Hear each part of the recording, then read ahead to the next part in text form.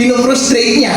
Ano na lamang alternative ang iniiwan niya para sa taong bayan? Pinipilit mo ba ang buong Pilipinas na magrevolusyon laban sa iyo? Yun ba ang sinasuggest mo, sir? Huwag niyo kami i-push! Sagot mo, eto ngayon. What message does it send when you talk about accountability, but when accountability is not resolved through open debate, but through intimidation? And why should even non-supporters care? Dun sa mali. Then, so the question isn't why didn't we fight? The question is why does the system make fighting costly for those who want accountability?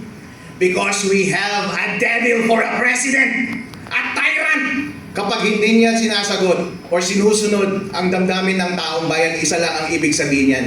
Inuuna niya ang kanyang sarili, pinoprotektahan niya ang kanyang sarili to the detriment of the public. Kanya mismong tinatalikuran ang kanyang obligasyon sa konstitusyon. Kapag hindi niya na pinagbibigyan na umandar ang maayos ang mga democratic mechanisms ng ating konstitusyon, panahon na mas lalo siyang matanggal sa kanyang pwesto dahil hindi niya na sinusunod ang mandato ng taong bayan. Ito, mas dangerous ito para sa kanya. Bakit? Kapag sinusunod natin yung intra-constitutional process of impeachment para siya ay managot, at yun pa ay tinatwart niya, ini-stymie niya, pinufrustrate niya, ano na lamang alternative ang iniiwan niya para sa taong bayan? Pinipilit mo ba ang buong Pilipinas na magrevolusyon laban sa iyo?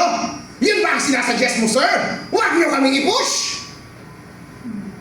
Ang init ng umaga ngayon. Sobrang Mataas ang sikat ng araw, wala actually. ano eh, sinasagat walang tissue dito eh. Alam mo, it's really worth the wait pag kay Attorney Harold, no? Let's talk to the supporters, yung mga nasaktan po, Attorney. What do you want them to remember right now in one clear message? Mga kababayan, huwag po tayong bumitaw. Dahil nasaktan po ako. Pare-pareho tayo hurt. Pero gamitin po natin ang sakit na yan para hindi tayo huminto. Huwag po natin bitawan ang ating laban.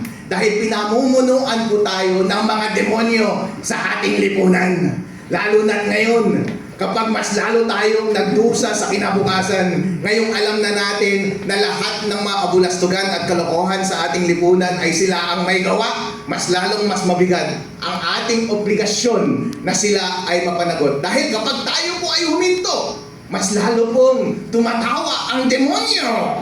Kaya mas lalo po tayo dapat sumigaw at mag-participate. Huwag natin silang hintuan. Kaya kayo, Mr. President BBM, you had better think about it. Ang taong bayan, matapang yan. Hindi lang si Atty. Harold Respicio ang matapang. Hindi lang yung Magnificent Seven ang matapang. Hindi lang yung mga endorser namin ang matapang. Lahat ng Pilipino ay matapang. Mukha lang kaming matapang dahil kayo ay mga duwag. Kapag pinagtabi tayo sa isa't isa, sobrang tapang tuloy ng itsura namin dahil kayo ay mga walang itlog. I still have 3 questions para kay Attorney, no? At saka sa lahat ng viewers natin. But I will give the floor to our moderator. Alam kong marami pa siyang kinikim-kim. Magaling talaga to eh. Nanginginig na sa kim-kim yan, kaya let's give her the floor. Kasi ang nabanggit kasi ni Attorney Harold about accountability at yung hindi pagsupil sa sa boses ng mamamayan. And nabanggit din kasi ni Attorney Harold about checks and balances. Yung totoong checks and balances, kaya nga nandyan ang House of Representatives at ang ating Senate para siya ang check dun sa mga ikinikilos ng executive. Pero kapag nagsanib puwersa na po, Attorney Harold, ang executive at ang legislative branch ng ating gobyerno sa usapin na ganitong humihirap ang ating bansa dahil sa korupsyon, ano ang inyong saloobin pagdating dito sa issue ng checks and balances na dapat lalo pang ang pinaiigting dahil na nakalagay yan sa ating saligang batas? Mga kababayan, payag ba kayo sa ganitong arrangement? Payag ba kayo na patuloy na nakawin ang ating pera? No. Payag ba kayo na hindi sila mapanagot? Hindi. Payag ba kayo na pinaglalaroan tayo? Hindi. O yun pala eh!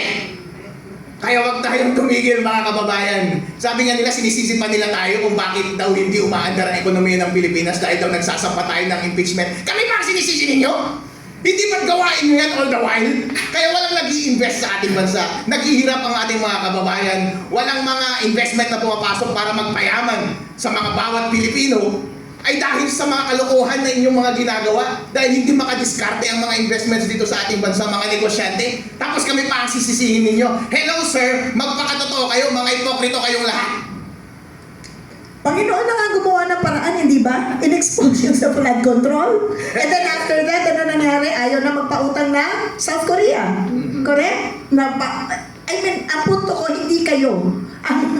Ang dahilan. Sila na mismo po, ang gumagawa ng sarili nilang hukay sa mga nangyayari dito sa issue ng korupsyon. So, Attorney Harold, with all of this that is happening, ano ang nakikita po ninyong pag-usad nitong complaints na final ni Attorney De Jesus at na inendorso at yung pangalawang impeachment complaint na inendorso ng Makabayan Bloc? What happens now to these two complaints procedurally? I assure you folks, they will be dismissed. They will be dismissed dahil napakahina ng mga complaint. Takot sila, hindi nila tinanggap yung pangatlong impeachment complaint dahil alam nila na yun yung pinaka-substantive, pinaka-kompleto. Mali-maleta, kompleto sa ebidensya, mga dokumento, mga proof, mga video.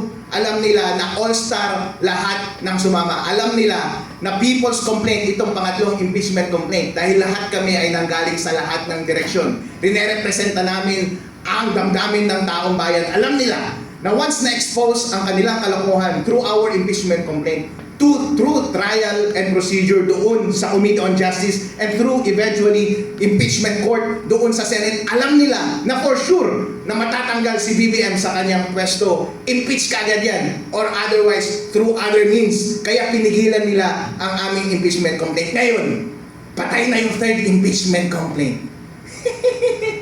For sure, dismissed yung una at pangalawa dahil mahina yung mga yun. Dahil pinigilan nila ang tanging maayos lamang na impeachment complaint na hiniahin natin laban sa nakaupong presidente na ito. So the truth will set us free. Yes, but we will have to wait for a little while.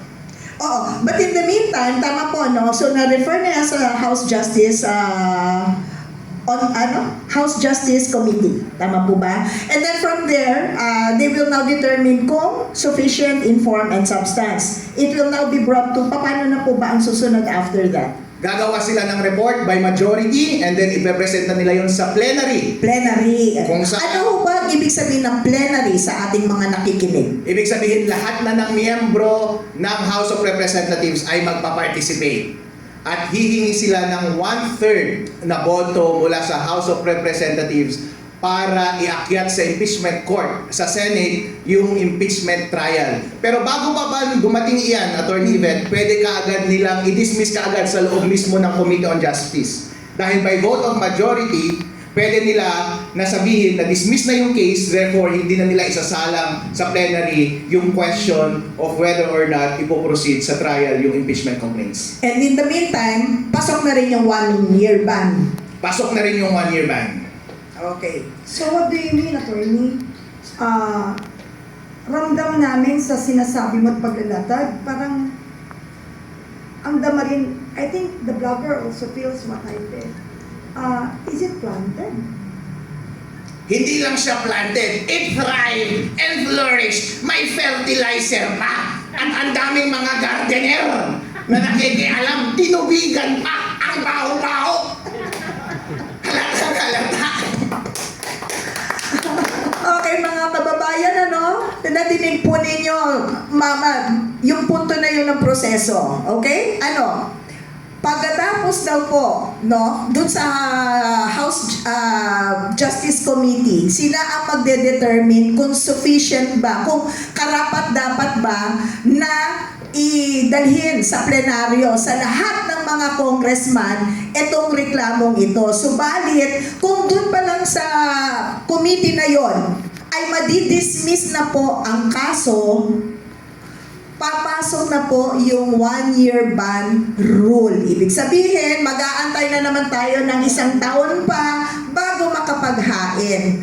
Kaya, dalawa po ang aantabayan na natin, Attorney Harold, no? Number one, tama po ba ang desisyon, ang committee report ng House Justice Committee at pagdating sa plenaryo, ano ang magiging botohan? Pero ang alam ko rin po, dapat lahat ng mga congressman ay mabigyan ng kopya nitong reklamo kasama ang ebidensya. Tama po ba? Tama po, sa loob ng committee magkakaroon ng hearing dyan at kailangan din mag-submit ng kanyang sagot si Presidente BBM at titignan nila yung form and substance kung sapat iyon para ipresenta sa plenaryo. Kapag ang majority ng Committee on Justice ay nag-decide na i-dismiss yung dalawa, either on form or on substance, dead balls na ang ating impeachment laban kay BBM. Sayang!